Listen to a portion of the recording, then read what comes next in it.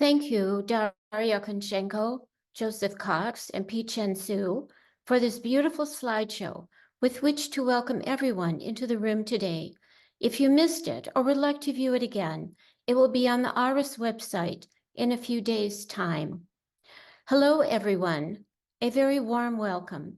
And in spite of everything going on in our world at the moment, we wish you all a Happy New Year.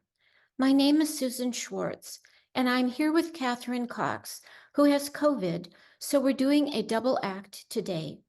Before we start, just to remind you, please select your preferred language from the globe icon on your Zoom screen now. English speakers, you need to select the English language channel to hear the interpretation from Ukrainian. If you cannot see the globe icon, please look for the row of 3 dots and the interpretation should be there.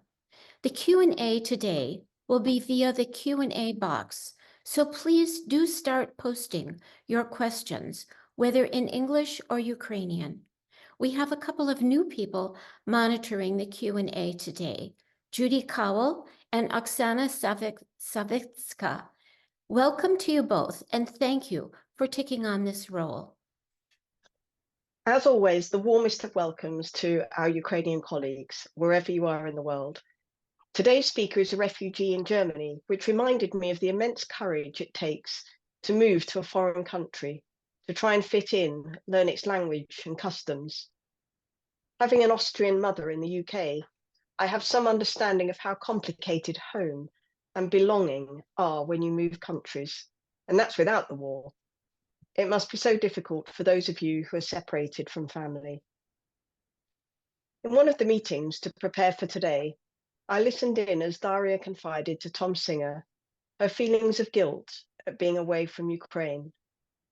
And Tom tried very gently to explain that the feeling does not mean that there is guilt. There is no guilt.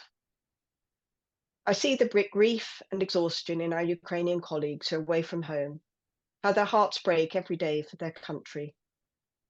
With Tom, I would like to say that it is okay to rest, and that it is good if you can take pleasure in things when the opportunity arises. We need you all to take as good care of yourselves as you can, wherever you are. Ukraine has suffered horrendous bombing since we last met. It's a very difficult time, frightening, exhausting, physically, mentally, and emotionally. There is huge anxiety over what the year ahead will bring. Yet here we are. You're still here, and we're still here. Ukraine is not defeated. In spite of everything, I find myself feeling quite optimistic. Some of you may remember that when Olga Kasinenko presented, she spoke about her shawls that had been eaten by moths, and I presented her with a new one to symbolize something new in all this chaos. Well, a very kind analyst in Ukraine has now sent me a scarf, which I'm wearing today. I'll just quickly show it to you. I hope you can see the bright colours, the yellow and the blue, which for me represents the freedom of the skies. And maybe you can see here the seeds, fertility. This scarf, this represents for me the soul of Ukraine, exuberant, life-giving. And this scarf travelling all the way from Ukraine to me also symbolises the connectedness in our community. It may be winter now, but I'm hoping that this year governments will sort themselves out and do what it is necessary to bring this war to an end.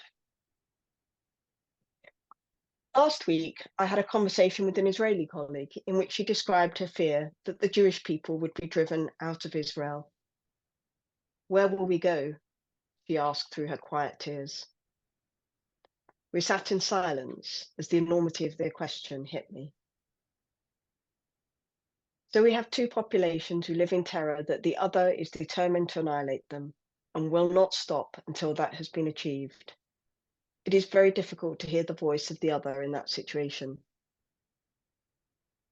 The colleague spoke to me about her anxiety at the Israeli leadership and what disastrous consequences it looked to be bringing to the ordinary people of Israel.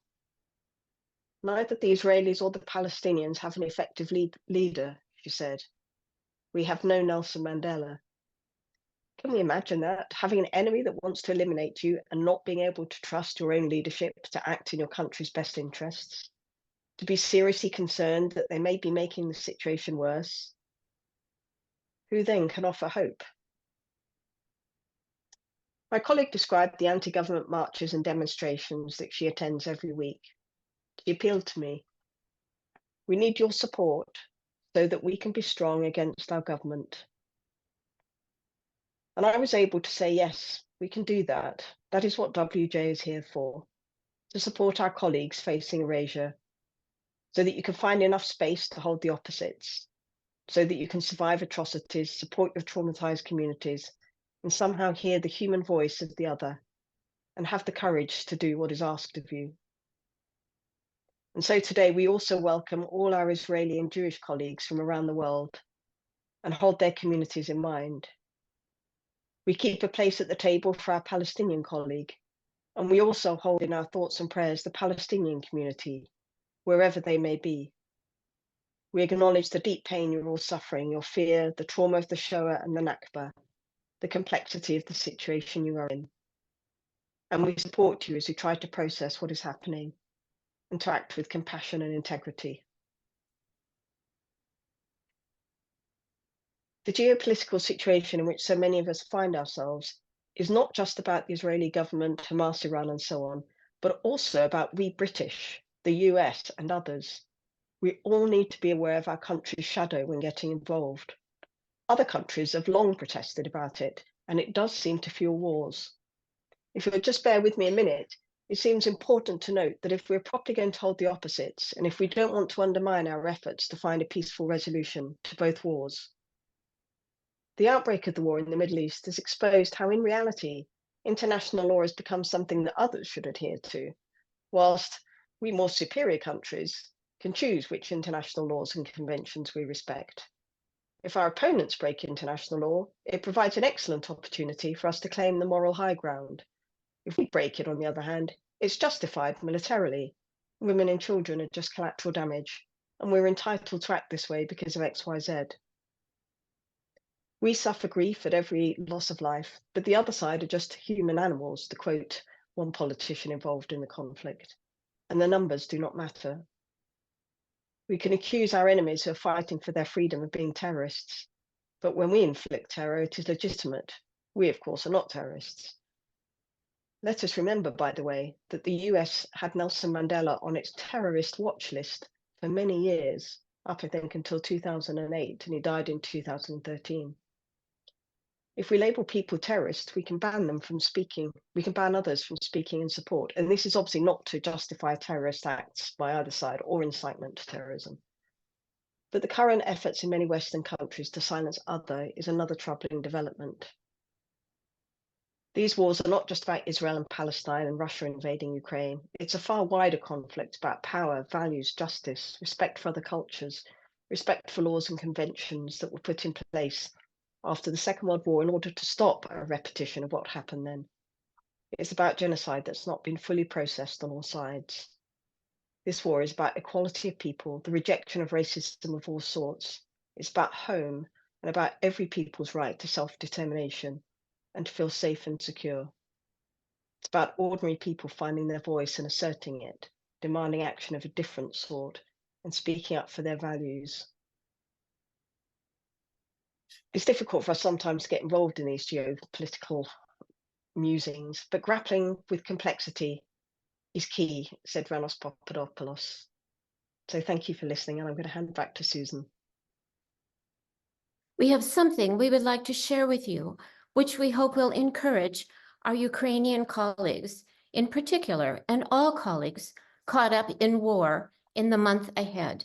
As you know, ARAS very generously provide WUJ with space on its website for webinar recordings, the slideshows, and so on. We would like to thank Alison Tuzo, who with incredible patience posts everything for us. We would also like to thank Tom Singer, who is on the board of ARAS, for ARAS' generosity, without which this project would not be what it is. Last week, Allison sent Catherine a spreadsheet about viewing figures for the recordings of the webinars. We can tell you that all the webinars were viewed, adding together live attendance and recordings, by between 450 and over 2,000 people. Half the webinars were viewed by more than 1,000 people. More Ukrainians watch the webinars than there are analysts, which suggests some outreach, which is good. Well done to our Ukrainian colleagues. These numbers indicate two very important things: a huge level of support for you, our Ukrainian colleagues, and a considerable raising of awareness about Ukraine. A lot of people will have viewed the presentations by our Ukrainian colleagues, so will have learned about your culture, mythology, and history, the effects of war, how you have managed to continue to work, and so on. We know that putting together a presentation and a slideshow is a Herculean task, and these viewing figures suggest it has been worth the effort. Very well done. So when you feel low over the next few months, do remember Allison's spreadsheet and her evidence that you are really cared about within the Jungian community and of how much you have contributed to it. And so, as well as extending a very warm welcome and embrace to our Ukrainian colleagues, our Israeli colleagues, we'd also like to welcome all colleagues from Taiwan who are joining us, whether live or via the recording. And now it is my duty to welcome with great pleasure Pichen Xu, an analyst from Taiwan. Taiwan, as you know, has just elected a new leader in spite of China's threat that a vote for him would mean war, not peace. Again, we see what a high value is put on personal and national individuation. Like in Ukraine, the Taiwanese are prepared to risk their lives to be free and to be able to develop in the way they wish. Now, I could tell you about Pichen's interest in infant observation, the book she's translated, and so on, but hopefully you've read that in the flyer. Rather, I will tell you now how, when I asked her if she'd be guest chair for this webinar, she looked at me in absolute horror and said, "I'm an introvert." Well, people are prepared to dig deep for Ukraine and for their own country. So here she is today. It's 2 a.m. in Taiwan, but I suspect the adrenaline will keep Pichen awake. Very warm welcome, Pichen. Thank you, Catherine. I extend my gratitude to you and WJ team for holding this space. As Catherine mentioned, WJ aims to ensure that our Ukrainian colleagues would know that they are still very much to the fore. And WJ also wants to extend a caring embrace to all those who are affected by the war in the Middle East. Today, we also extend our moral support to those impacted by the earthquake in Japan. I warmly welcome all participants for demonstrating trust in humanity and solidarity. Your presence gives this event profound meaning. Globally, many regions, including Ukraine, Gaza, and numerous African countries, are grappling with the ravage of a war. As a friend Mark remarked, perhaps the world is no more crazy or violent than it has always been. Also, perhaps people have been in conflict from the time immemorial. The aspiration is the resounding never again. But history often reveals that we struggle to learn from its lessons. While I'm not currently in a war zone, as a Taiwanese, the looming threat of erasure is a constant reality.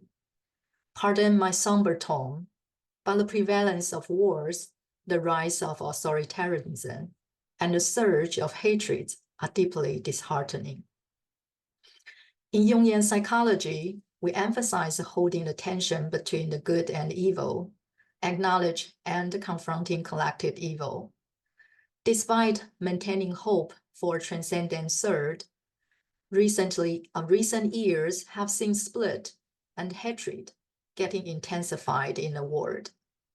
Intimidation and violence seem to gain ground, while indifference and resignation permeates society. I'm uncertain of the transcendent third and feel that it is out of reach.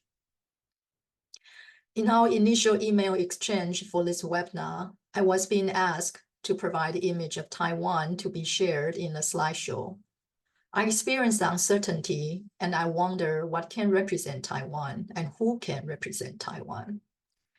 My country is composed of diverse population who came to Taiwan in different time and under different situations. Dated back to tens of thousands of years, the island opened her arms to embrace indigenous people coming from the Great Seas. Starting from 13th century, Han people come into contact with the island. Since the 17th century, Western explorers from Portugal, Spain, and Dutch started settlement on this beautiful island, followed by Hokklo and Hakka immigrants. The island also was under the colonization of Japan for 50 years. In 1949, a huge wave of Chinese people was forced to flee mainland China and settled in this island. Moreover, people from Southeast Asia and all over the world become the Taiwanese new immigrants. The island, Taiwan, she embraces all people coming toward her in search of shelter, peace, and home. We coexist on this island, collectively shaping the myths and identity of being Taiwanese. Concerns about our future echo uncertainties faced by our ancestors, true pioneers. They navigated uncharted territories. They faced trials with no experience and no guidance. Despite uncertainty and hardships, they plunged into the black ditch. I imagine they gaze in wonder and admiration upon the mountains, the forest, the stream, the valleys, and the gorge before then when they arrived. I imagine their eyes showed determination in establish life and family on this beautiful island. They plow the ground and plant seeds, converted the land into fruitful fields, and established a home of affluence and abundance, and slowly transformed into a home of diversity, freedom, and democracy. This is the myth all Taiwanese lived, and this is also the strength and spirit we inherited, but has been forgotten in this dystopian time. Engaging with WJ and participating in webinar has helped me to remember and reconnect to my ancestors, the pioneering and islander spirit. Perhaps this is a revival of Transcendent Third. The story, courage, and determinations our Ukrainian colleagues share in the face of unimaginable adversity also becomes another flame in the torch of the Transcendent Third, allowing me to envision a brighter future amid the looming threat of erasure.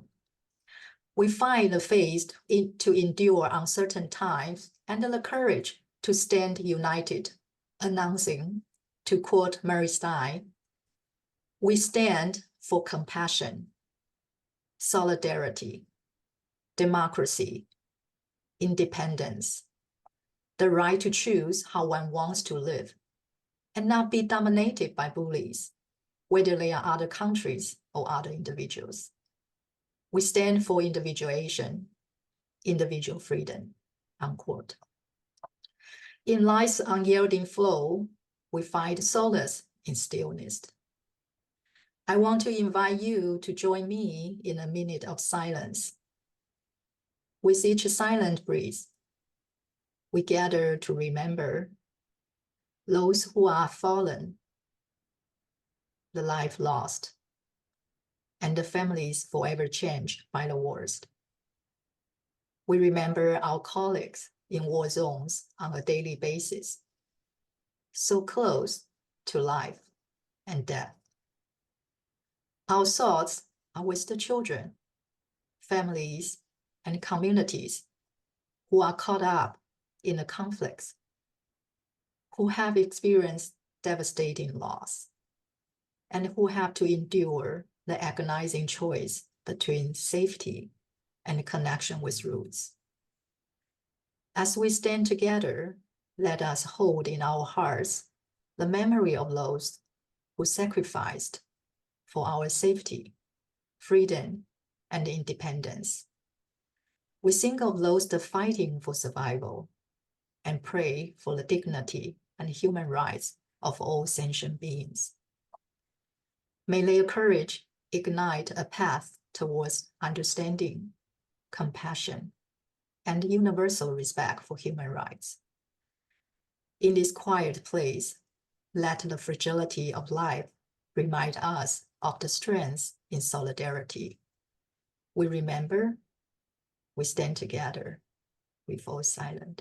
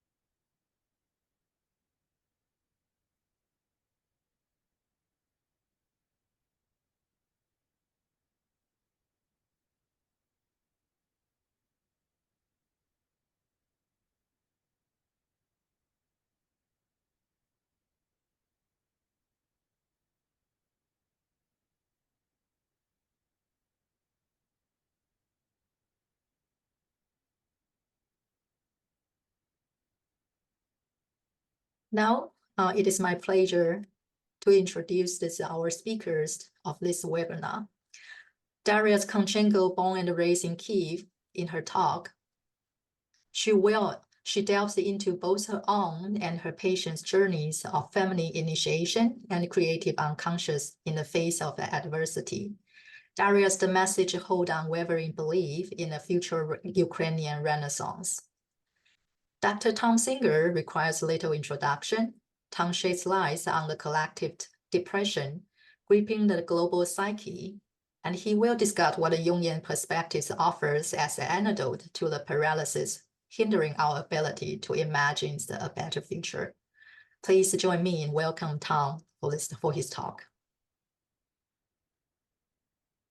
Thank you very much, P-Chen. It's just a wonderful privilege and honor to join this really extraordinary series that Catherine and many people have organized and spearheaded, and I'm just really excited about presenting to you today. I'm going to present a paper called the Mythopoetic Imagination and the Creative Unconscious in Uncertain and Dystopian Times. Uncertainty has become an everyday reality and an overarching theme of contemporary life. It is both on and beneath the surface of consciousness in many of the exchanges that we have with the inner and outer world. It can easily feel as though our current time is unlike any other in that the combination of wars, pandemic, climate change, overstimulation, and overconnectivity, and any number of other less dramatic but equally powerful changes seem to be overtaking us at an unparalleled, exponentially amplified pace and intensity. A very brief history of uncertainty in modern times. I was stunned upon rediscovering in Anne Morrow Lindbergh's 70-year-old A Gift from the Sea that her sense of being overwhelmed by contemporary events in 1955 resonates with a freshness of vision that gives expression to what many of us feel today. She writes, "The search for outward simplicity, for inner integrity, for fuller relationship, is this not a limited outlook? Of course it is in one sense. Today, a kind of planetary point of view has burst upon mankind. The world is rumbling and erupting in ever-widening circles around us. The tensions, conflicts, and sufferings, even in the outermost circle, touch us, reverberate in all of us. We cannot avoid these vibrations. But just how far can we implement this planetary awareness? We are asked today to feel compassionately for everyone in the world, to digest intellectually all the information spread out in public print, and to implement in action every ethical impulse aroused by our hearts and minds. The interrelatedness of the world links us constantly with more people than our hearts can hold. Or rather, for I believe the heart is infinite, modern communication loads us with more problems than the human frame can carry. It is good, I think, for our hearts, our minds, our imaginations to be stretched. But body, nerve, endurance, and lifespan are not as elastic. My life cannot implement in action the demands of all the people to whom my heart responds. We were brought up in a world that has now become impossible, for we have extended our circle throughout space and time. That was written in 1955. Søren Kierkegaard, a mid-19th century Danish theologian, anticipated and embraced the angst of uncertainty that would overtake modern humans. He writes, "And this is the simple truth, that to live is to feel oneself lost. He who accepts it has already begun to find himself to be on firm ground. Instinctively, as do the shipwrecked, he will look around for something to which to cling, and that tragic, ruthless glance, absolutely sincere, because it is a question of his salvation, will cause him to bring order into the chaos of his life. These are the only ideas, the ideas of the shipwrecked. All the rest is rhetoric, posturing, farce." And in the 20th century, Sartre and Camus, following Kierkegaard's footsteps, shared in this sense of the utter dislocation and of potential liberation that comes from the awareness that the known order of the world had collapsed and that meaning is not a given in existence. This was summarized in a phrase that Sartre coined in 1945. Existence precedes essence. One way to understand Sartre's formulation is that there is no inherent preordained meaning or purpose in being human, or for that matter, in the universe itself. The collective experience of the two world wars and the Great Depression shattered in many the belief that meaning was inherent in human existence and in the universe. This turned upside down the very foundations of millennia of traditional religious beliefs that the universe as God's creation has structure, meaning, and purpose. Camus proclaimed the universe absurd when he wrote, "The absurd is the essential concept and the first truth." I remember attending a small Jungian conference in New York City in 1967. That was 57 years ago, when I was a young medical student. I raised the question of the twin foundational existential assertions that the universe was absurd and that existence precedes essence. I was chastised by no less than Esther Harding, an early analysand of Jung's, pioneer of the American Jungian tradition, and author of Women's Mysteries, Ancient and Modern. She responded to me in no uncertain terms, which is not the same as uncertainty, that the existentialists were superficial and didn't understand anything. From her perspective, the archetypes are pre-existing structures in the psyche, and therefore it can be reaffirmed that essence precedes existence. The Jungian notion of the self took the destroyed belief in the inherent meaning out in the universe and placed it back inside the psyche, where it would be safe from the attack of those who find the universe absurd and without intrinsic meaning. My point is that uncertainty is not new to our age. It is age old.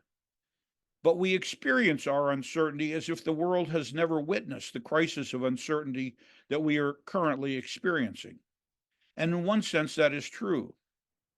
But it is also true that the only certain thing about the topic of uncertainty is that there is nothing new about it. Uncertainty in the 21st century. It now seems as though the timing of the World Trade Center and Pentagon attacks was no accident.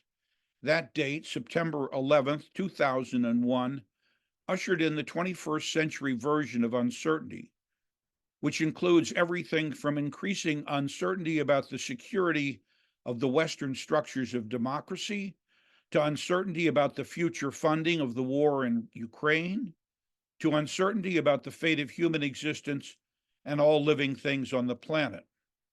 Leslie Sewin takes this huge topic up in a new book, Our Uncertain World, which is a collection of essays by Jungians. We are such a prescriptive culture that a common response to uncertainty is to embrace simplistic diagnoses and remedies with fanatical devotion.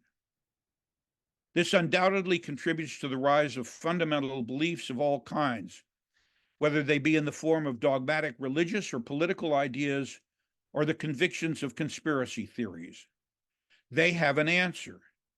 It apparently doesn't make a difference whether the answer is right or wrong. And once again, Kierkegaard had the heads up on this human tendency when he observed, there are two ways to be fooled. One is to believe what isn't true. The other is to refuse to believe what is true. The alternative to embracing beliefs that provide certainty is to embrace uncertainty as a precondition of being alive. This goes against the grain of our progress-oriented culture, which has trained us to think in terms of a bullet point approach to life and its problems. Jungians are often no exception to this tendency, and sometimes I think we should create a Jungian center for wish fulfillment, where our unflappable belief in transformation can be preached. Jungians love the promise of transformation. How do you prescribe transformation? And who makes the promise that transformation is the inevitable result of hard psychological work? Transformation can be our tradition's seductive promise and prime mantra that is chanted endlessly. Transformation is offered as our tradition's antidote to the stress of living with uncertainty.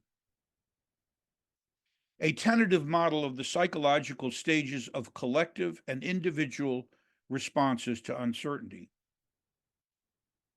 In an attempt to find some frame for approaching the topic of uncertainty in the individual and group psyche, I found myself imagining a schema that takes bits and pieces from several well-known contributors to psychological theory. Melanie Klein's contributions to object relations theory, Norman Cameron's study of paranoid psychotic processes, the Tavistock Institute's study of group processes, Jung's notion of the creative unconscious, and finally, some of my own thoughts about the mythopoetic imagination in a time of dystopian uncertainty. This model has three stages, or as Melanie Klein preferred to call them, three positions. I think of this as a hybrid and tentative hypothesis about varying individual and group responses to uncertainty along a spectrum from paranoia to depression and dystopianism to a breakthrough of creative energies and the possibility of renewal. Attitude 1, the paranoid schizoid position. Klein posited that a healthy development begins with the infant splitting its external world, its objects, and itself into two categories: good, that is, gratifying, loved, loving, and bad, frustrating, hated, persecutory. This splitting makes it possible to interject and identify with the good. In other words, splitting in this stage is useful because it protects the good from being destroyed by the bad. Later, when the ego has developed sufficiently, the bad can be integrated and ambivalence and conflict can be tolerated. In the paranoid schizoid position, the frustrating, hated, persecutory bad object is split off and projected outside of the infant and perhaps the infantile group mind. It protects the good from being destroyed. This sounds so familiar when we think of how different groups around the world are currently relating to one another. It feels as if much of the world is in a paranoid schizoid position. Not that there aren't real destructive forces, real forces of brutal destructiveness out there and in there. I would like to combine Klein's notion with Norman Cameron's beautiful description of the origin of paranoid processes in the disturbed individual. Cameron describes a psyche that has become overwhelmed by uncertainty, confusion, and anxiety. As a last desperate attempt to bring some order to the chaos, the psyche constructs a simple narrative that offers clarity, even if it is a paranoid delusion or fantasy. The paranoid idea brings order to disorder, certainty to uncertainty. It doesn't matter whether the idea is right or wrong, true or untrue. What matters is that order and certainty have been restored out of disorder and uncertainty. What if the collective psyche works in the same way? When there is too much information that is overwhelming and confusing, the collective psyche can easily be captured by a simplistic idea that explains it all. In a contemporary context, QAnon in the United States is a perfect example of a surprisingly widely shared paranoid belief system in its assertion that the world is controlled by the deep state, a cabal of Satan-worshiping pedophiles, and that former President Donald Trump is the only person who can defeat it. It may be outrageous and paranoid, but it organizes the world into a comprehensible, simplistic narrative of why things are so disordered and bad. Cameron also pointed to another main feature of the paranoid mind. It creates a so-called pseudo-community, in that it lumps together in the mind of the paranoid individual, and I would add the paranoid group, whole groups of people who actually have no real relationship to one another, who are suddenly joined together in the mind of the paranoid individual or group as a cabal of Satan-worshiping pedophiles. This creation of a false community of people creates a unified enemy and fulfills the second part of Klein's original formulation of the paranoid schizoid position, namely the schizoid splitting off of the frustrating, persecutory bad object. It is not a stretch of the psychological imagination to appreciate the tremendous pull of a collective psyche fixed on a world of good and bad objects, good and bad groups. The whole world splits. There is a suction from the collective psyche that can easily swallow any of us into the paranoid schizoid position as it creates certainty out of uncertainty. The consequence is that our world has become populated by multiple pseudo-communities in which whole large groups of people are seen as belonging to multiple bad, persecutory, evil objects. I need to stop just a second because somehow my computer magnified everything. And here I am. There is a suction, blah, blah, blah, blah, blah, blah, blah, blah. Attitude 2, the depressive position. Klein saw the depressive position as an important developmental milestone that continues to mature throughout the lifespan. The splitting and part-object relations that characterize the earlier phase of the paranoid schizoid position are succeeded by the capacity to perceive that the other who frustrates is also the one who gratifies.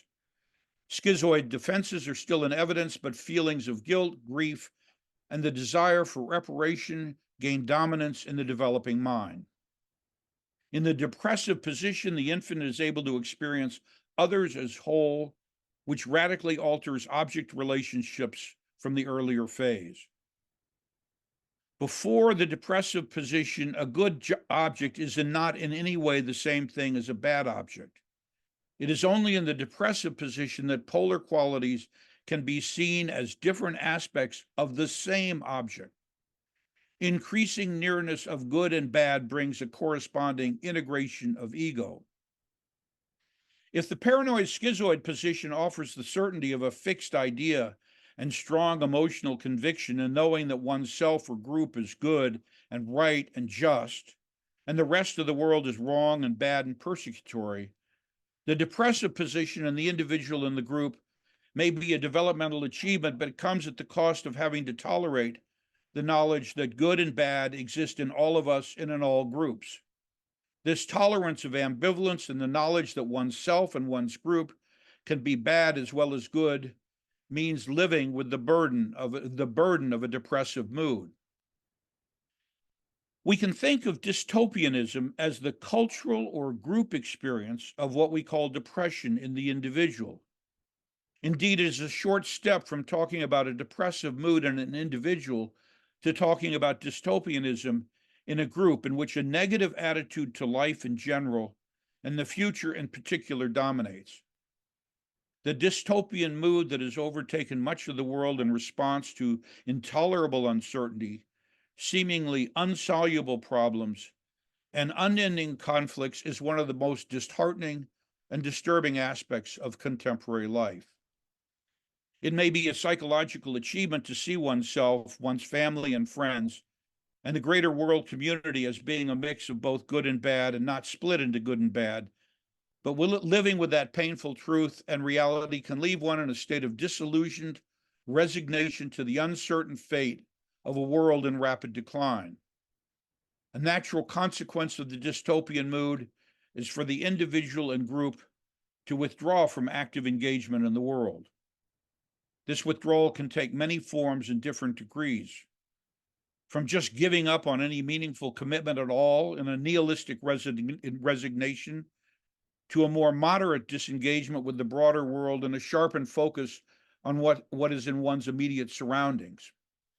And as in Lindbergh's 1955 statement that the world has become too much to take it all in, the increasing move to a more local focus of many, from food production to shopping habits to friendship circles to isolationism from involvement in greater world and issues and conflicts, can be seen as a consequence of narrowing one's vision to what is manageable in a highly uncertain world. What concerns me most about the rise of the dystopian mood as a reflection of the depressive position is that it kills whatever capacities we have to imagine a positive future or any future at all. It freezes everything, and the resulting stasis is a calcifying killer. Attitude 3 and attitude 1, I would remind you, is the paranoid schizoid position. Attitude 2 is the depressive position or dystopianism in the collective. And attitude 3, I characterize by 3 qualities or 3 different manifestations: reflective thinking, social political engagement, and the mythopoetic imagination. I am now going to shift from the focus on uncertainty and dystopianism in the paranoid schizoid and depressive position to what our Jungian perspective may offer as an antidote, which I am characterizing as attitude 3 in the tentative schema I am proposing. In this section, I will be using some images from one of my favorite children's books, A Donkey's Dream. I especially like the fact that the donkey grounds in earthly reality the various visions of the self emerging from the creative unconscious. It is the donkey's dream, after all, and although it relies on the Christian myth, I think people from all faiths, including the Jungian, can appreciate its appeal to the self, or fountain of creativity and renewal. Here is how Jung spoke about the potential for renewal emerging from the creative unconscious. From the living fountain of instinct flows everything that is creative. Hence, the unconscious is not merely conditioned by history, but is the very source of the creative impulse. This tendency, the tendency to cycle through the paranoid and depressive positions as natural responses to uncertainty in the world, can block access in both the individual and the group to what Jung called the creative unconscious. I have become increasingly convinced that the most positive way to deal with uncertainty and its resultant dystopian mood in the collective is to find access to the enormous energy and spirit that belongs to their creative unconscious. We cannot will ourselves into a good or open relationship with the creative unconscious, but we can cultivate a receptivity to its energies that flow through different people and groups in various ways depending on temperament and typology. I will outline 3 separate ways in which we can experience a breakthrough of the gridlock hold that the paranoid, schizoid, and depressive positions can exert on the creative energies of the psyche: reflective thinking, social political engagement, the mythopoetic imagination. These 3 modes of responding to dystopianism are hardly suitable to bullet point application, nor do they necessarily occur in isolation from one another. Reflection, action, and mythopoetic imagination can blend in various alchemical combinations. But when they knock on the door of the psyche of the individual or the group, our task is to let them help us break through the logjam and paralysis of the dystopian mood. I will now offer examples of these 3 modes of gaining access to the creative energies originating in the unconscious. Reflection. Although it may not be at the top of many people's lists of how to respond to uncertainty and can easily be undervalued as not being active enough in the world, how can we respond creatively to our dystopian mood if we do not take the time and effort to reflect?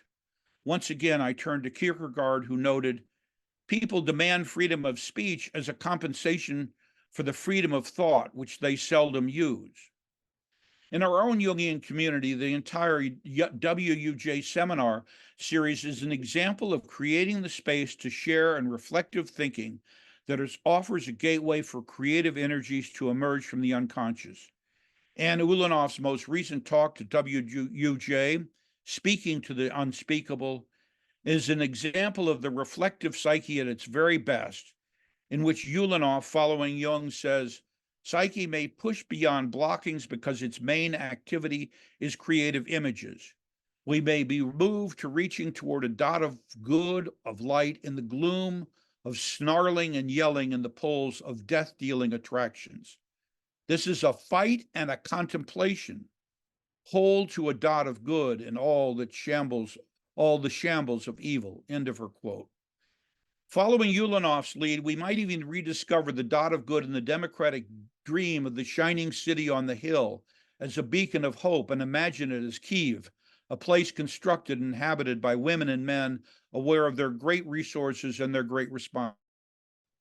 We are embodying in this WUJ series the advice of Olga Tokarczuk, the Nobel Prize-winning Polish novelist who writes in Drive Your Plow Over the Bones of the Dead, "It is a good thing that God, if he exists, and even if he doesn't exist, gives us a place where we can think in peace. Perhaps that's the whole point of prayer, to think to yourself in peace, to want nothing, to ask for nothing." The Jungian analysis and activism listserv serves as another place for reflective thinking and sharing in peace, although it is often far from peaceful. The second mode would be action or social political engagement. The second mode of breaking through the paralyzing hold of the dystopian mood on society is direct action. The movement from reflective thinking to direct action was beautifully enacted in Ukraine when in November 2013, Ukrainian investigative journalist Mustafa Naim had had enough of reflective thinking. Writing on his Facebook page, Naim urged his friends to join him in action, writing, "Likes don't count," making it clear that the internet custom of showing electronic approval of a thought with a like is not enough. He urged people to take themselves to the street in direct action, and thus began the Maiden Revolution. We don't have to look any further than the experience of our Jungian colleagues in Ukraine to learn about how taking direct action can emerge as a spontaneous expression of enormous energies from the creative unconscious as a way to overcome the inertia of dystopian stasis. The Maidan Revolution sprang from the desire of the Ukrainian people to protect their freedom and the rule of law. That this was a spontaneous eruption of enormous energies is clear from Timothy Snyder's history of the uprising. In early 2014, the vast majorities of protesters, some 88% of the hundreds of thousands of people who appeared, were from beyond Kyiv. Only 3% came as representatives of political parties, and only 13% of members of non-governmental organizations. According to surveys taken at the time, almost all of the protesters, about 86%, made up their own minds to come and came as individuals or families or groups of friends. They were taking part in what the art curator Valeril Shirpanin called corporeal politics, getting their faces away from screens and their bodies among other bodies. As the philosopher Yarmolenko put it, we are dealing with revolutions in which people make gifts of themselves. In other words, a breakthrough of enormous spirit and a spontaneous collective action led to the flowering of a new nation that promised Ukraine's future would not be frozen in the timeless Russian system of an oligarchic kleptocracy, that is, a dystopian future. Not much attention in the West was given to this revolutionary time in Ukraine, but our ignorance about Ukraine's intentions for itself and Russia's intentions for Ukraine changed abruptly when Russia launched a full-scale invasion against Ukraine on February 24th, 2022, almost 2 years ago, in an escalation of the Russo-Ukrainian war that had actually been going on since 2014. The 2022 Russian invasion and Ukraine's response did not happen in a geopolitical vacuum. Many countries in the West and elsewhere had been bemoaning a retreat of democratic ideals in favor of the promise of greater security in the hands of autocratic rulers. But just when democracy seemed most bogged down in paralysis, with a rising tide of autocrats threatening to take hold of the reins of power around the world, President Zelensky came to symbolize a spirit of activism and renewal that took everybody by surprise. That many in the world have rallied to the support of Ukraine and reaffirmed the spirit of democracy has felt like a miraculous breakthrough, a true enantiothromia that, at least for the moment, stemmed the tide of a dangerous drift to authoritarianism. Internationally, Ukraine's surprising resilience in the face of a brutal Russian onslaught has given hope that a shift in the spirit of the times might alter the defensiveness of the paranoid and depressive positions that have contributed to a deepening climate of dangerous dystopianism. And finally, the third of the ways I imagine breaking through the paranoid, schizoid, and depressive positions would be the mythopoetic imagination. The third mode of responding to the toxic and paralyzing effects of the paranoid, schizoid, and depressive positions that can take hold of the individual and group psyche in response to uncertainty is what we think of as the mythopoetic imagination. During the height of COVID, with Russia's massive invasion of Ukraine still on the unforeseen and uncertain horizon, I stumbled into several projects that only retrospectively did I realize were unbeckoned breakthroughs of the mythopoetic imagination into a dystopian mood and stasis in which we could hardly envision anything positive or creative in the present or the future. When the mythopoetic imagination leaves port, all sorts of unimagined possibilities appear on the horizon.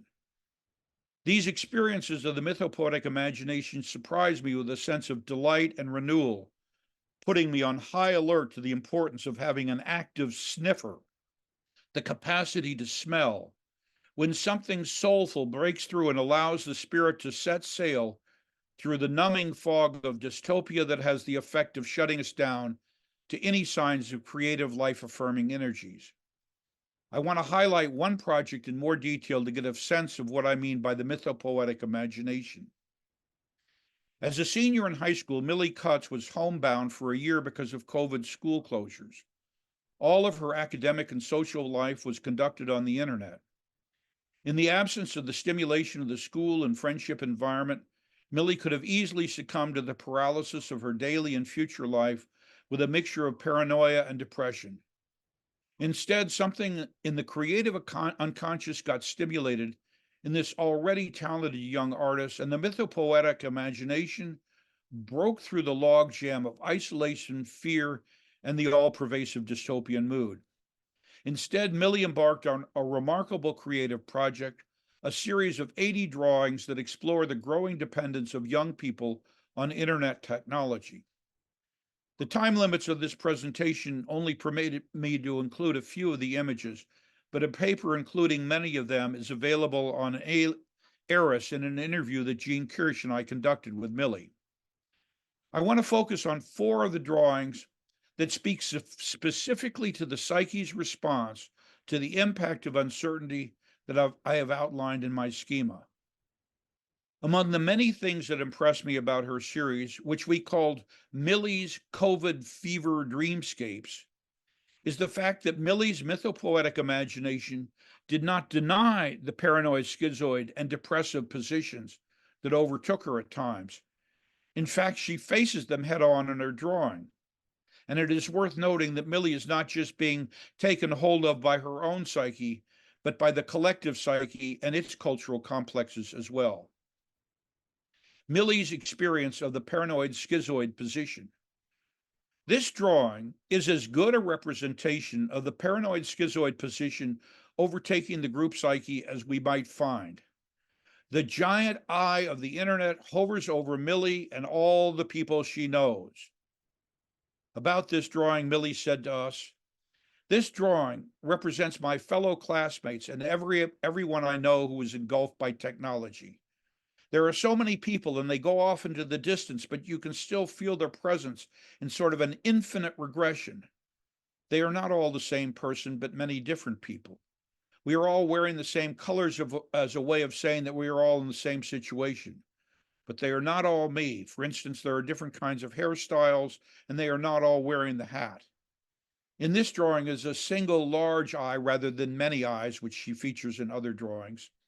And I think the single eye is about technology as a whole and how overwhelming technology can be, about how tiny and insignificant you can feel when confronted with this entire online world. With social media, there's a sense that you're constantly being perceived online by thousands of people. It is crazy to think that so many people can look at something at the same time. It's just so huge. I have Instagram, and recently I got onto TikTok, where I've been posting my art. It's weird to think that so many people can look at one thing, that you can be seen by so many people. I posted one video that got 100,000 views. It's weird to think that so many people can know you exist and perceive you in a certain way. Millie's experience of the depressive position. This is one of the first drawings that Millie did in this series. It reminds one of Dorothy in Kansas at the beginning of The Wizard of Oz, when the film is in black and white, before Dorothy is transported to the Technicolor world of Oz, and before Millie takes us into her brightly colored internet world.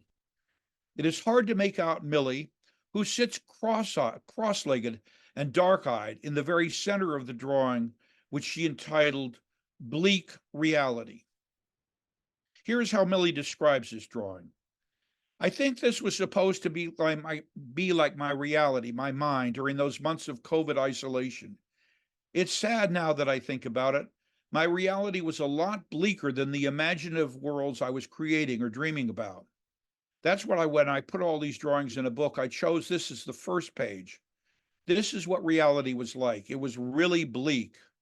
A lot of people my age are getting addicted to this online world just because reality can be so bleak sometimes. When you have access to this very colorful, bright world that's at your fingertips, why would you choose to stay in bleak reality when you could do all this instead? Millie's experience of the mythopoetic imagination. In this stunning fusion of religious and internet symbolic image, Millie's mythopoetic imagination allows us to see more clearly how easy it is to confuse an attitude of sacred worship with reverence for the internet. I would suggest that in portraying a false self-image carried by the internet, Millie is implying the existence of true or real self-image that is separate from that. Her mythopoetic imagination hints at a true self behind the illusory false self of the internet that is worshipped religiously. And here is the exchange between Millie Jean Kirsch and me about this drawing. Tom, this almost has a priestly Zen temple quality to it. Millie, yeah, so this was supposed to represent technology as a religion. Technology comes in and takes over, replacing human connection. Rather than relying on other humans for entertainment or comfort or anything, we're relying on technology. Tom, it has a wonderfully centered feeling to it. There's an altar. Oh. There's an altar, and it's almost like a mandala, and it's very centered. And there's that seated figure who has a spiritual feeling, but I guess the feeling of it is not wonderful. But it has the quality of a spiritual practice in it, of making connection with something that's transcendent. In a way, you're implying that technology in and of itself is transcendent. Yeah, because I feel technology is almost like religion in a weird way. It's this very unknown world that's greater than ourselves. Tom, you weren't thinking of a transcendent spiritual centeredness when you were drawing this. You were thinking more in terms of technology taking over? Millie, yeah, like technology replacing religion. Tom, well, if it's about technology taking over religion, it looks religious. So technology can wear the guise of religion, but one needs to be careful about it then. Millie, yes, especially because there's the crowd at the bottom. Tom, so you're really consciously playing with a spiritual image in a way that says technology can replace religion and worship. People can worship technology. So the drawing is sardonic. Millie, yeah, because I think there is something seductive about technology. The online world is very structured and grid-like as symbolized by the retro color bars. There's a tension between the orderliness of the technological world and the less orderliness, or we might say uncertainty, of the human world. You can see how patterned and ordered the technological world is in this drawing. Millie points to the orderliness of the internet as offering a most appealing analgesia to the disorderliness, bleakness, and uncertainty of living in everyday reality. Millie's ability to portray the paranoid and depressive positions of her responses to the uncertainty of COVID and the seductions of the internet have as their foundation the vitality of the mythopoetic imagination and its capacity to clearly see the dangers and false promises of a brave new world. As opposed to the deadening of spirit and soul that are characteristic of the individual or collective psyche trapped in the paranoid and depressive positions, Millie's spirit shines through the very attitudes that could have paralyzed her. Her creative imagination allows her to transcend these positions even as it reveals them. She documents her own paranoia, her own depression, her own falling into a dystopian vision of the world. And in that very witnessing, her considerable mythopoetic creative talent gives birth to a vision that transcends being trapped in those dystonic forces by seeing them clearly. And this last image, in the final drawing I'm going to show, we get a glimpse of Millie struggling to literally find a position outside her passive dependency on the internet that offers the possibility of transforming paranoia and depression into something quite different, as symbolized by the eyes becoming spirals that speak of a natural, unfolding, organic wholeness.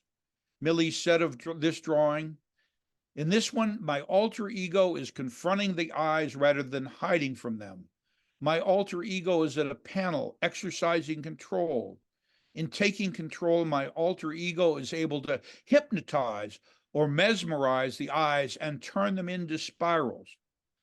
I don't know if I can actually control my relation to technology. I try. There have been times when I tried to go days without my phone and I deleted social media, but I always go back to it for some reason. I don't know if that's because so much of the world is now online that to keep in touch with news and friends, you have to be on the internet whether you like it or not. I don't know if I'd say I have control of my being online, but in my mind, I like to play with that possibility that maybe I can gain control. Conclusion. Jean Kirsch, in her own moment of giving expression to the mythopoetic imagination, takes us back full circle to Olga Tokarczuk's notion of prayer as a place to think in peace when Jean writes rhapsodically about Millie's covert fever dreamscapes. Jean writes, "We are no longer idealists of any political or economic ilk, and we feel with Yeats that indeed the center cannot hold.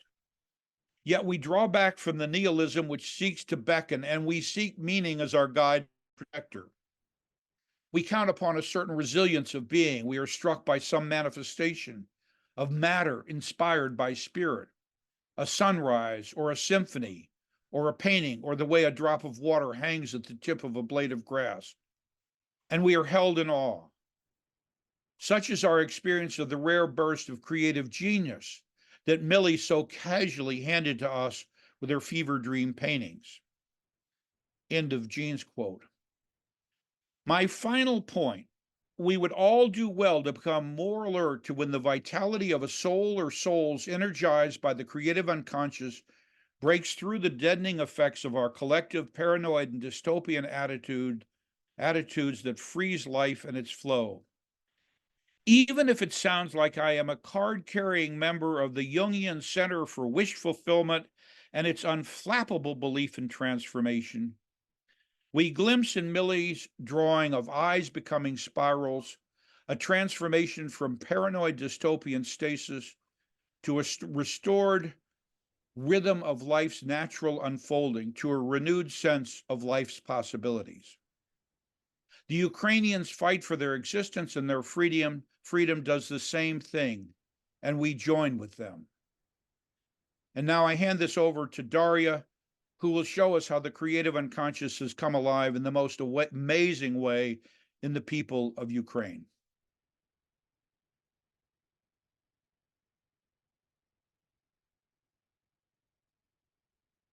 Welcome, Daria. Доброго дня, дякую, Томе, за твою неймовірну Hello, презентацію. everyone. Thank you, Tom, for your wonderful presentation. So, let us begin.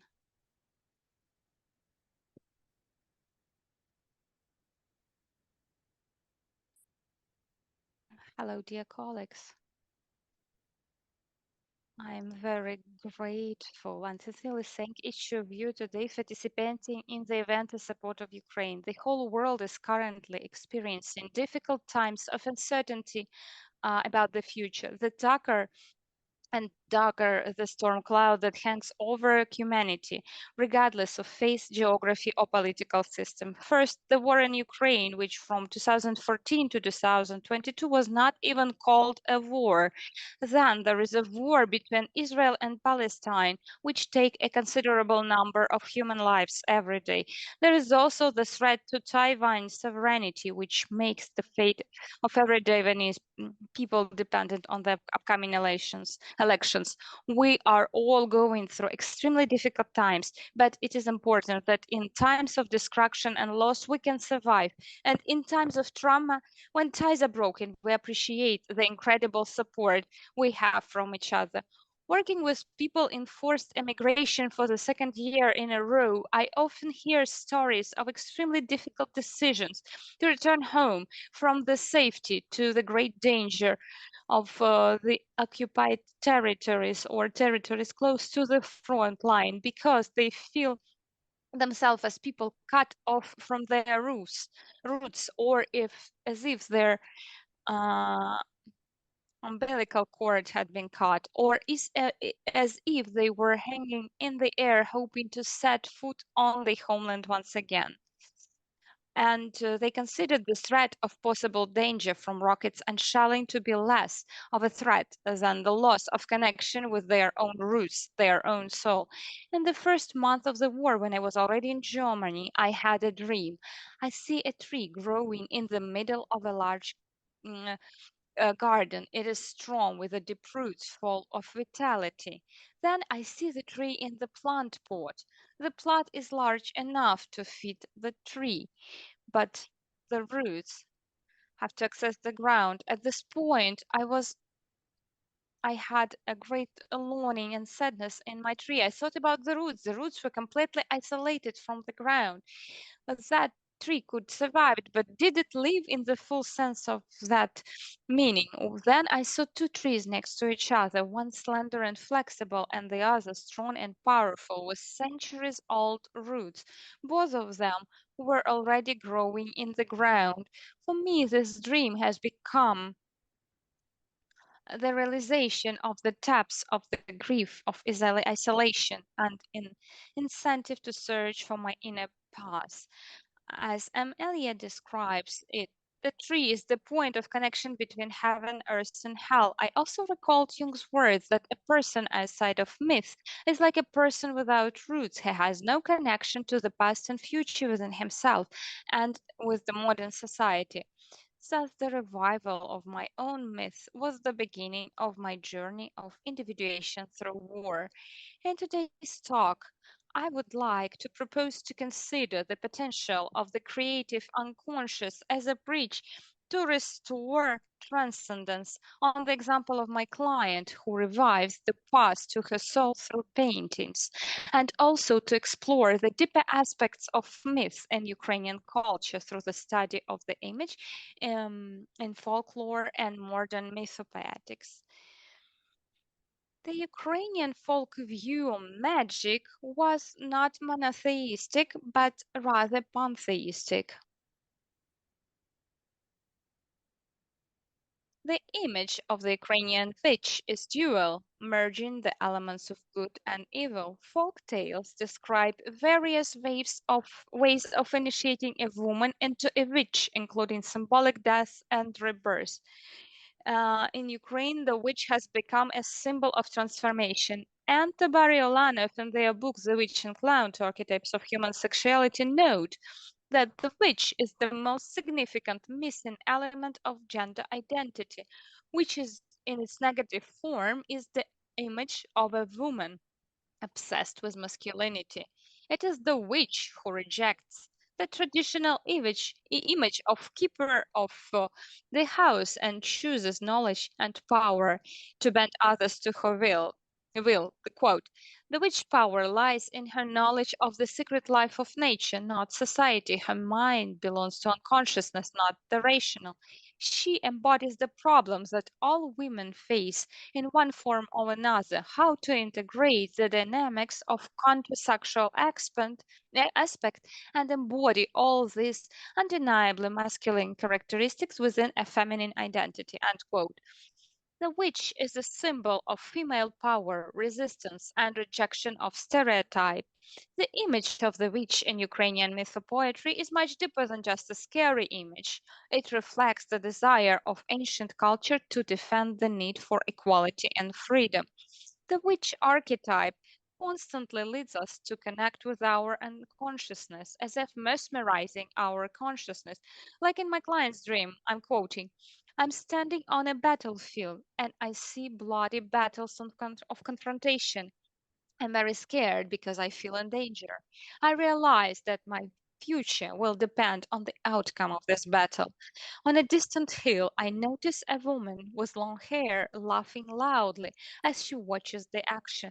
I find myself standing next to her and seem to be frozen, unable to move at all. At this moment, I see that she's playing a musical instrument like a harp, but in this way, she controls the events on the battlefield. She offers me something to eat so that I can learn to play this instrument. I'm scared. I realize there is no turning back. End quote. We cannot avoid a witch on our way of becoming who we are. If we come into contact with her, even if we find ourselves in her power, for a while it can lead to constructive transformation. Like in the other dream of my other client, quote, I'm driving in a car on mountain roads. I see that a woman is sitting in the car with me. She looks like a crazy person. She gives a dangerous vibe. Her hair is tousled. She scares me. I want to get rid of her. I try to direct the part of the car where she is sitting to push her to the side of the road. The woman has crazy eyes as if demonic lights were burning in them. There is a big rock in front of us. I'm afraid we're going to crash in it. So I let the steering wheel and she takes the wheel and we simply go through the rock. We survived and now I am able to go through the rock. I'm grateful to this wild woman. Usually, a witch is someone who lives far away in the forest and the thickness of the woods and the swamps. That is someone who is more connected to the nature than to the society, someone who lures us away from the consciousness into the world of unconsciousness and archetypes. Nature shows us that the world is dual, it's external and internal, and the witch sees this duality and is able to combine it. It gives her power. A witch is someone who can withstand suffering and death. The source of the witch's knowledge is in the inner source of unconsciousness, which is so far from practical rational thinking. And the roots of witchcraft can be found in ancient schematic practices. In old times, shamanism was a male profession. But in Neolithic period, with the spread of plant cultivation, women also gained a similar status. It was at this time that the great goddess became the main ruler of the world, and it was more convenient for her to convey her will through her daughters witches who understood her better, and thus they became the ruling force in the society. Analyzing the transformation of the image of the goddess in one mythology, Newman writes, quote, from the image of the great mother, the good mother is separated, recognized by consciousness, and proclaimed valuable by entire known world. The other part, the terrible mother, is suppressed in our culture and largely expelled from the conscious world. End quote. So great was the horror of the dark goddess, who was the personification of affects and instincts, that the shadow aspects were displaced and objectified in the images of women who were half demons. In Ukrainian mythology, there were only two ways to become a witch, either by inheriting this knowledge to be a born witch or by going through an initial ritual that can become bare to deep trauma and sacrifice to gain the knowledge. A trained witch. Most of the trained witches were widowed women.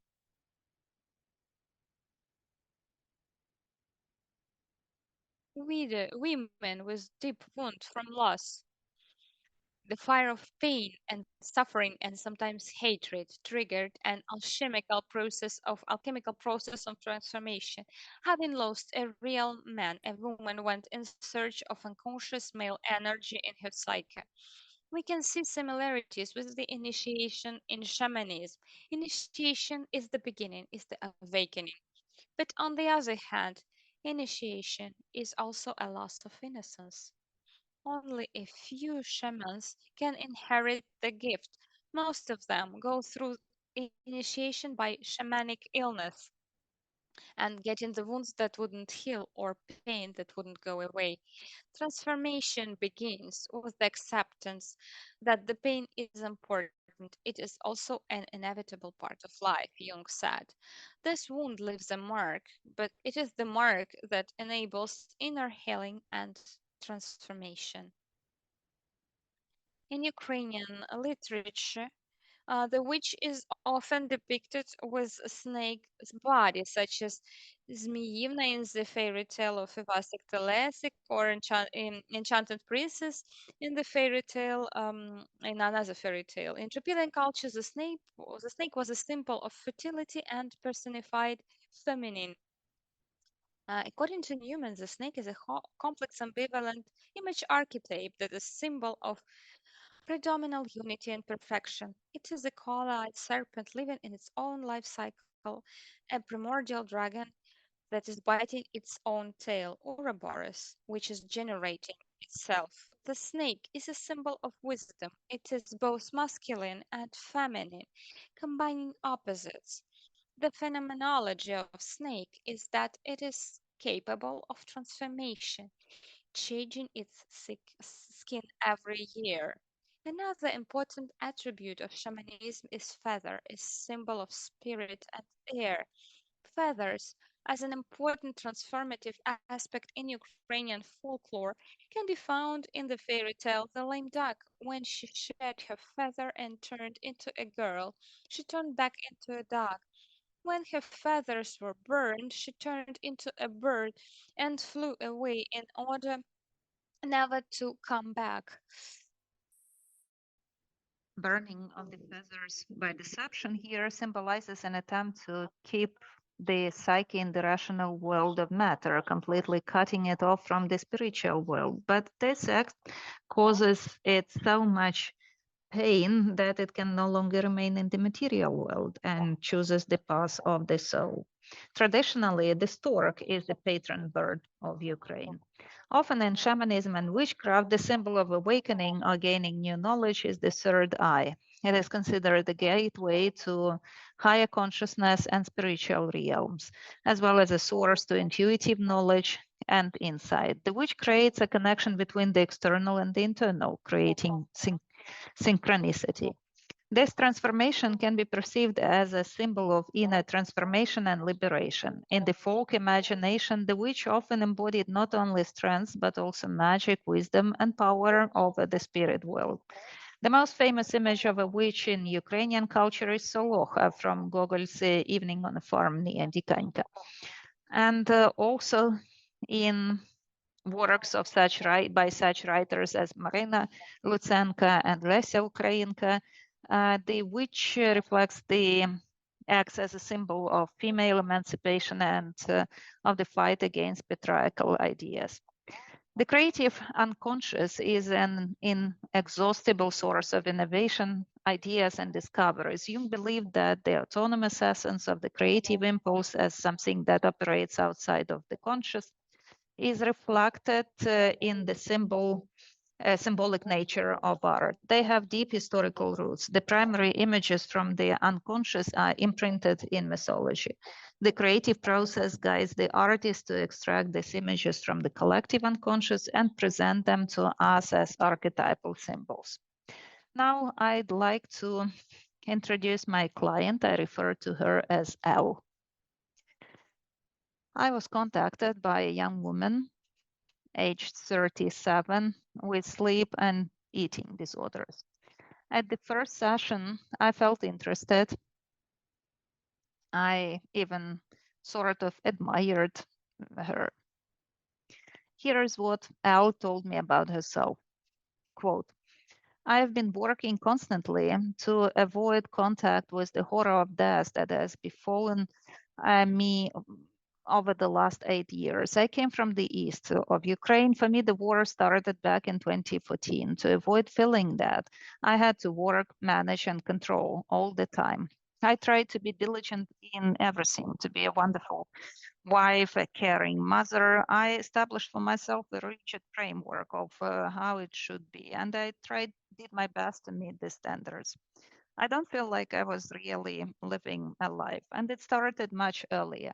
My life was like a user manual that I was following. In the first months of our work, Elle started meetings by looking closely at her own image on the screen. It was like her need to find her reflection through the reflection in my eyes, to see herself. At some instance, I felt unprotected and powerless around Elle. When she told me about her achievements, I felt unworthy, and I carefully controlled my words, my speech. Also, at such moments, I seemed to lose touch with my own body. Sometimes I experienced severe headache and bouts of nausea. At the same time, Elle did not sense her body. And this powerful dissociation allowed her to separate us from the intense feeling of pain and loneliness, despair, and intense longing. Elle's story was not easy. Since childhood, she did not experience maternal warmth and parental love. She learned to mask her longing for that behind social activity and achievement. When she was still a child, her parents divorced and the stepfather came to her life, and she did not receive love from him either, only beating for wrongdoings. Her mother never protected her, but rather scolded her even more. At times, she reminded her of a stepmother image, and Elle fantasized about finding a new family. My patient learned to hide her true feelings and dreams and tried her best to guess the new rules of the game of life. lack of warmth and love caused her despair and depression. Elle tried to disguise her inner pain and abandonment from the world. In order to survive in such an abusive and violent environment, she had to abandon her true self and build a strong shell of defenses, a false self that would protect her immature childhood psyche from disintegration. And it was difficult for her to talk about herself during the sessions. She mostly talked about how well she had coped with the planned tasks, how satisfied or dissatisfied she was with the results. This was reminiscent of her style of communication with her mother, where spontaneity and imagination were not important. This is how Elle learned to ignore her own needs and feelings from her early age. In her teenage years, Elle expressed all of her inner pain through destructive behavior, but later she started obeying the rules. During psychotherapy, Elle realized how deeply she had isolated herself. She did not allow herself to be spontaneous, creative. Realizing her limitations and the need for an additional container, she accidentally met a woman selling paintings on the street. This gave her the idea to buy paints and canvases. And now I invite you to have a look at the first out of the three drawings that I wanted to present today, and this is loneliness. And this is how the client describes this painting. Quote, "This is an acceptance painting. It was created over a period of 14 months and consisted of 3 layers symbolizing 3 different stages of life. The first layer, it was just brush strokes. I was crying, I could not stop. It was all pain, grief, despair, and hatred, regret, and powerlessness.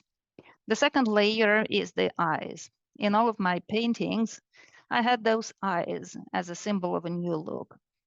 This painting is also about reconciliation for me.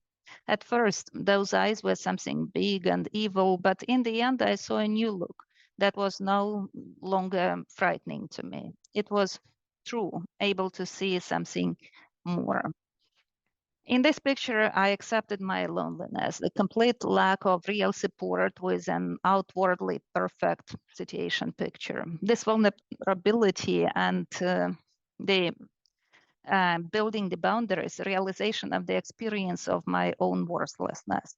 The physical distance made me realize my separatedness from other people. Through pain, I was able to find the lost parts of myself. I had the feeling that I was losing my mind. The paintings became a container. They became my guides.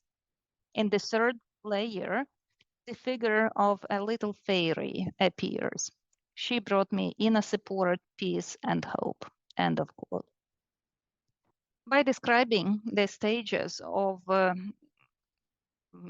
creating the painting, we can see the stages of transformation of the patient's psyche. At the first stage, when it was just brush strokes that could not be held, we can see displaced emotions, experiences, or objects impossible to realize.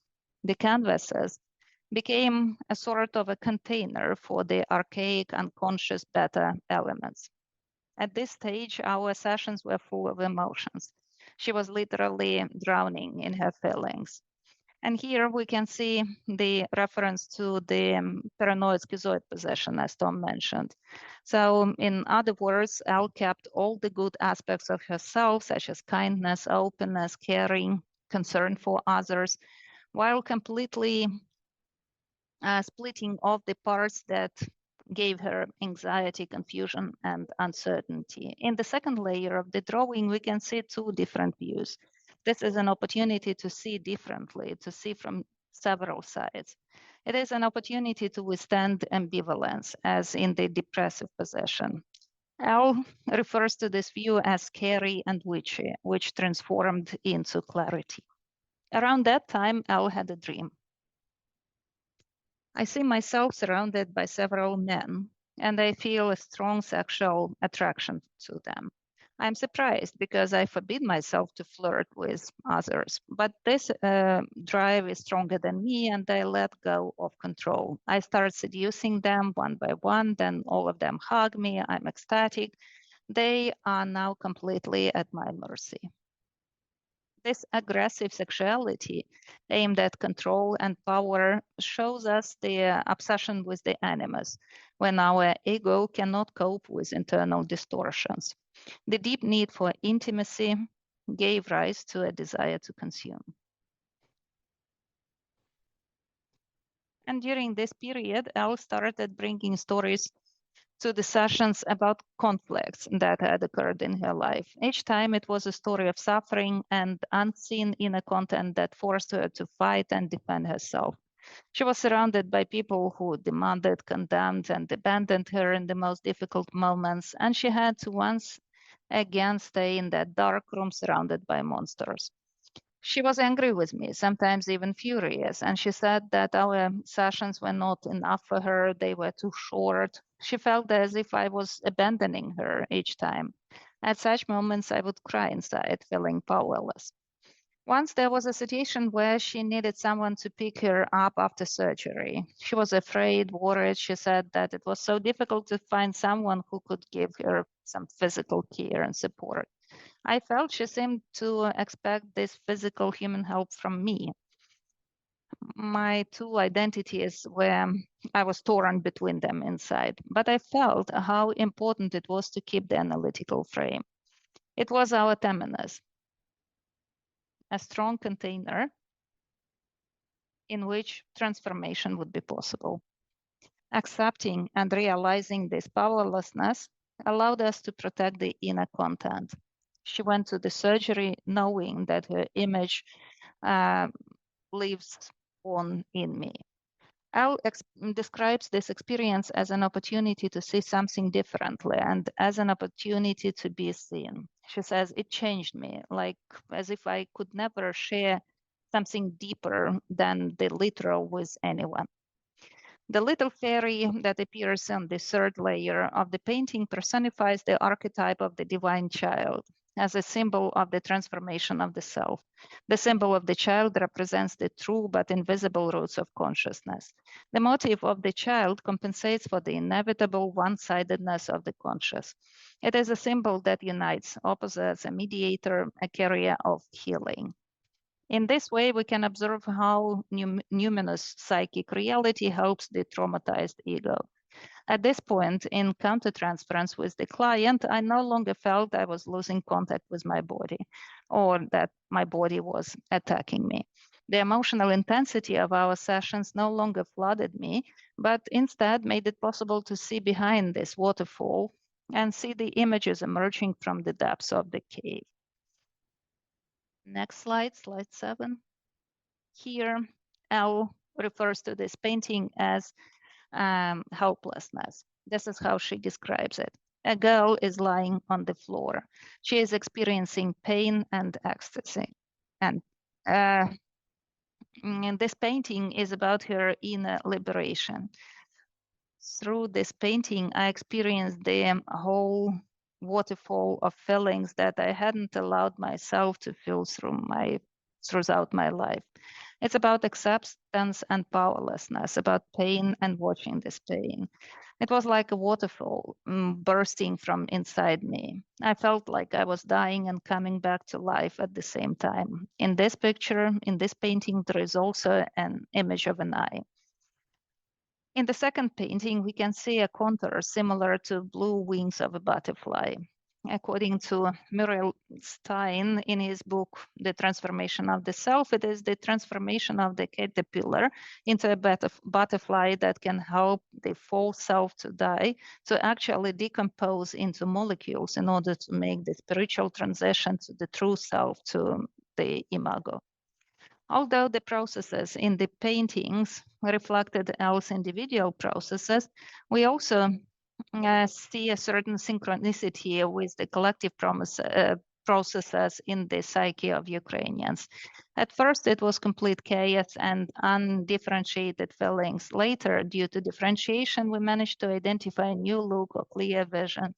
the ability to withstand ambivalence and difficult experiences at the same time. Ukrainians abroad have already begun to build parallel lives in new countries, love, rejoice, be in relationship and break relationship. The first stage is a symbol of transformation of the self. It is about the ability to find the symbolic in oneself after losing something real, to internalize the lost objects. After 1 year and 8 months of our work, Al had a dream. We are coming out of the underground tunnel with other people. It feels like everybody knows each other. And it is spring outside, the atmosphere of the French Riviera of the 1970s. I'm wearing a dress. Ahead of me, a tall man walks, and he's carrying my handbag, and it is open and contains a large glass of beer without a handle. It spills over the edges and into the bag. I am pulling 2 large bags of vegetables and flowers, and he is with my handbag and doesn't even try to help me. I notice that the beer is spilling and my irritation is reaching its limit. I snatch the bag from his hands and walk forward. He doesn't try to catch up. I just go ahead, and then the bag of fruit bursts and the oranges start rolling in different directions. I try to collect them. Everything is falling out of my hands. I'm ready to explode. By this time, this man approaches me, puts his hands out in silence, and I fall into his hug, sobbing like a child. He hugs me and I find myself at home. The feeling is pleasant and calm, as if nothing is scary and nothing can harm me or upset me. Neither problems nor the world exist in this embrace. I wake up smiling. In this dream, we can see Al meeting her animus, who was no longer attacking. From a threatening enemy, he turned into a supportive image that gives her back a sense of support and encouragement. It was recognition of the inner powerlessness and limitations, the ability to accept the frightening and the annoying in herself that contributed to the integration of the masculine into the feminine. And the third image, this is yin yang. It talks about, she speaks about this painting as a completely different one, significantly different from the previous ones. Our creative impulse became the bridge that connected the inner and the outer, opening the path of individuation, the path to the soul. Before the new year, just as the presentation was being prepared, an interesting synchronistic event happened. Elle went on a short trip to Germany, to the Black Forest, where the Grimm brothers wrote their fairy tales. After visiting the museum, Elle decided to take a walk and accidentally found the witch's hut in the depths of the forest. It was decorated for Christmas. There was a waterfall on one side and a mountain stream. She says, I found an exact reflection of my inner witch's house. It no longer scared me, the other way around. I felt calm. End of quote. Thus, finding an inner contact with the witch archetype resulted in a powerful transformation from a frightening and incomprehensible object into a supportive inner object that helps discover my identity. Of course, these are not all the pictures, but since time is limited, I decided to focus on these 3. And I'd like to end my presentation by expressing gratitude to all those present here, as well as to our defenders. And I would like to close with a popular music video that is alive in the heart of every Ukrainian. This is about integration of the witchy aspect of a woman. And thank you for your attention. Glory to Ukraine, glory to heroes.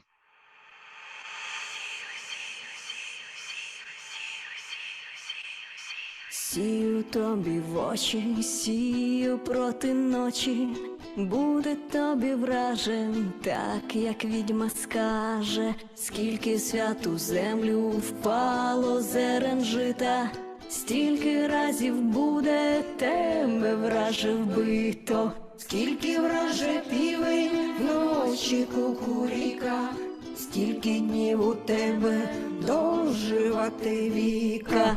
Богові Боже, ворогу вороже, буде тобі враже, так як відьма скаже.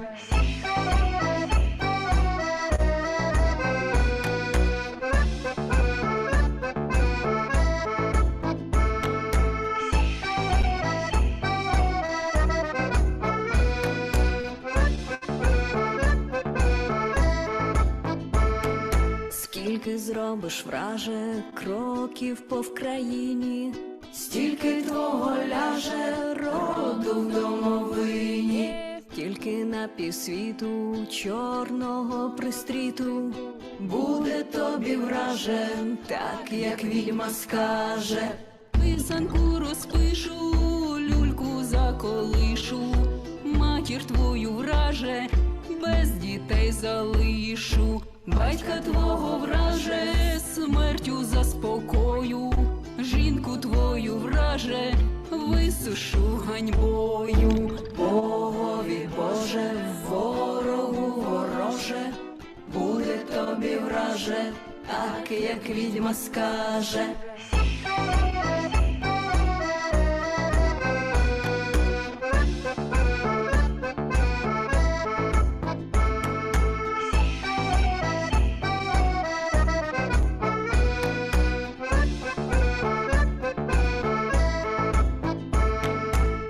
Просію горе крізь дрібненьке сито, станеш ти про пекло Господа просити. Та не буде враже смерть твоя легкою, та й смерті враже не знайдеш спокою. Слово моє липке, слово моє кріпке, буде тобі враже, так як мати скаже. Буде тобі враже, як дружина скаже, буде тобі враже, як дівчина скаже, буде тобі враже, як дитина скаже, буде тобі враже, так як відьма скаже.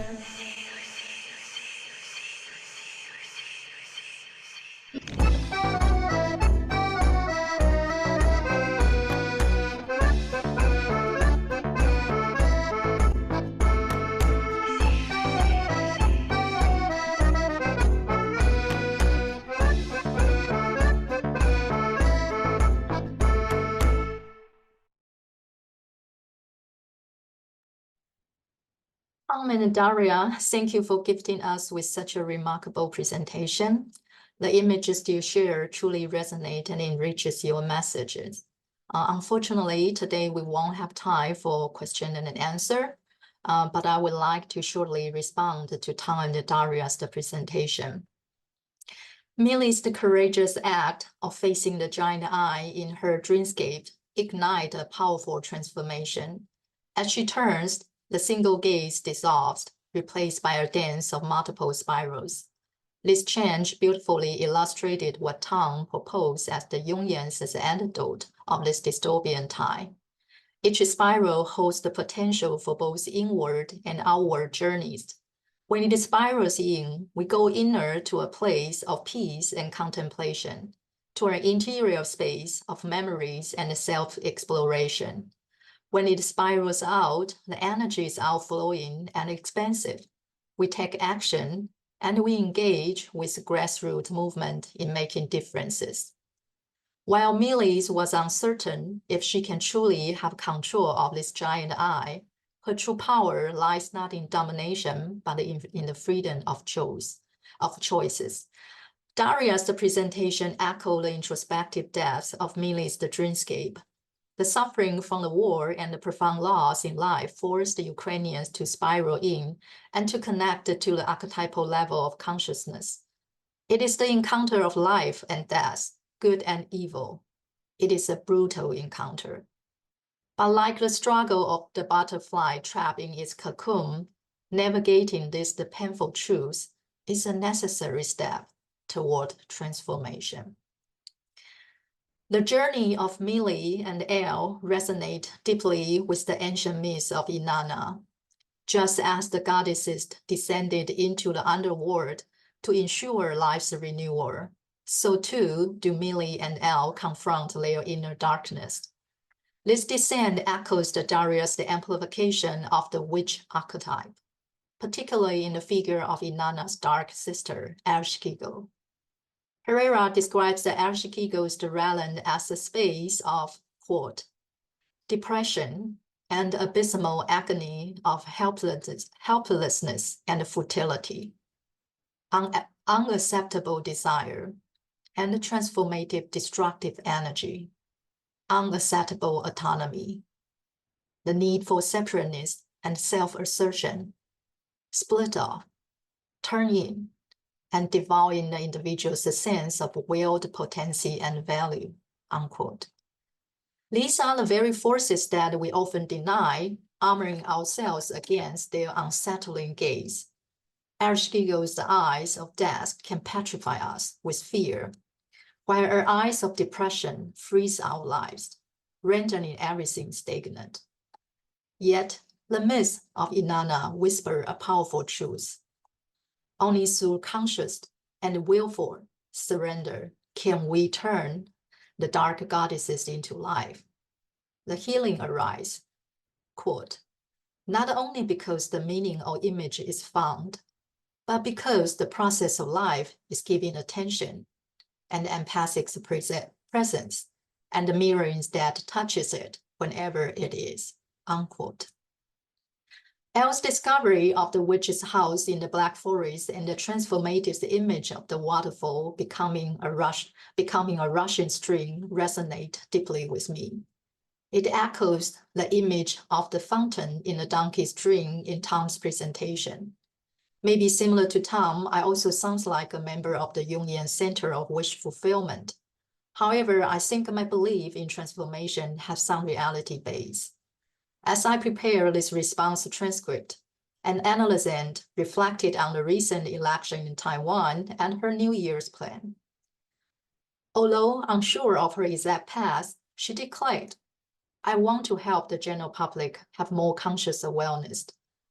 This simple expression allows me to have faith that the donkey can unload the boat. The fountain gushes, the waterfall roars, and the stream surges onward. The collective's energy, like a rising tide, lifts the boat. It will carry the boat of our shared future forward. Once again, thank you, Tom and Daria, for offering such a rich and transformative experiences. Your insights resonated deeply, especially through the two powerful images that stay with me. The first is the spiral eyes in Millie's dreamscape from Tom's speech, and the second is Elle's encounter with the waterfall and turn into a rapid mountain stream in the Black Forest from Daria's presentation. Both images embody the essence of this webinar.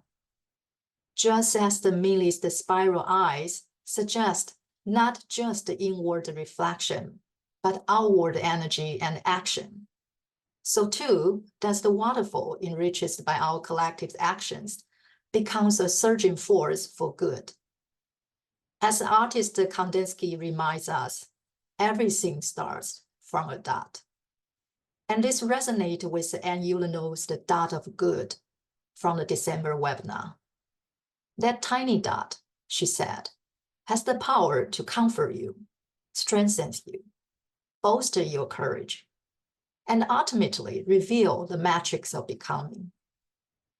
I would add that the collective holding of that dot of good can weave a matrix of support and solidarity to hold our Ukrainian colleagues in this difficult time. Beyond words of support, let's join hands in concrete action. Together, we can keep the dot of good glowing brightly. Just as each webinar expands our minds, let's expand our generosity of time and resources. With heartfelt gratitude, we thank every donor who has illuminated this journey over the past 2 years. Even amidst the life's storms, you have kept this spark alive. fueling the spiral of positive change. Now, let's carry on the image of the blue-winged butterfly emerging from else the creative unconscious. Let's keep the spiral spinning, the waterfall rolling, and the mountain stream surging forward. When the webinar ends, please click the link, share in the chat box to make your contribution. Every bit counts. Together, we can spiral upwards, igniting a brighter future for all. Thank you. Thank you, Pichen. What an upbeat and positive end to our webinar. Thank you for your excellent sharing, and also for all the work you, Tom and Daria have put into this. It's been very rich indeed. If you have any comments on the webinar at all, it's such a steep learning curve and it's all very complicated. Do please write in and let us know your thoughts and your views. We're trying to grapple with some very difficult issues. We felt it was better to try and say something than to stay silent when our Ukrainian, Jewish, Palestinian colleagues are suffering on the sharp end of things so acutely. But next month, we move into very different waters. We enter the realm of love. Katerina Sarafido and Yuri Denko will be our presenters, and Heong Shen from China has kindly agreed to chair. Katerina's title is great, I think. Love Inside Out. I mean, what does that even mean? She will be considering Jung's black books, the raw journals he kept during his deep encounter with the unconscious, and how they can act as a framework for an attitude towards life, war, and analysis. And Yuri will be speaking on the iconic city of Kyiv. It's time we did a deep dive there, I think. So please do come and join us. Thank you to our wonderful and loyal interpreters, to Sanctus Media, Claire Mouchot, Joseph Cox, Marilyn Matthews, Susan Schwartz, and all the WJ team. A big thank you to all of you for coming here today and joining us. And now I'm afraid we must come to an end for this month. We pray that all of you in Ukraine, in Israel, and in Taiwan will stay safe in the month ahead, and your families also. May there be real progress in both wars towards a just peace that will last. And so finally, we invite you to stay just 2 minutes more and to join us as we play Lysenko's very stirring Prayer for Ukraine. Thank you.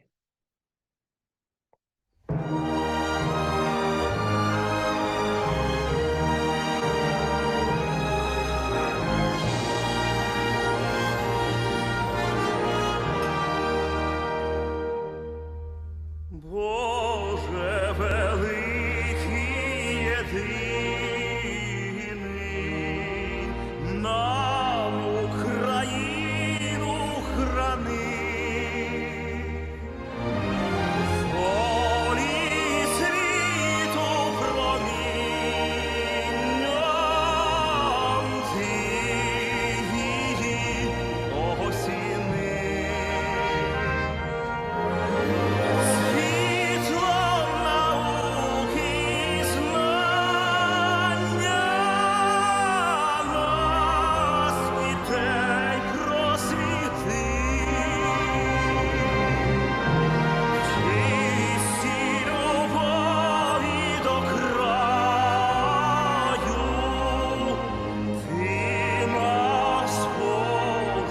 Зрости.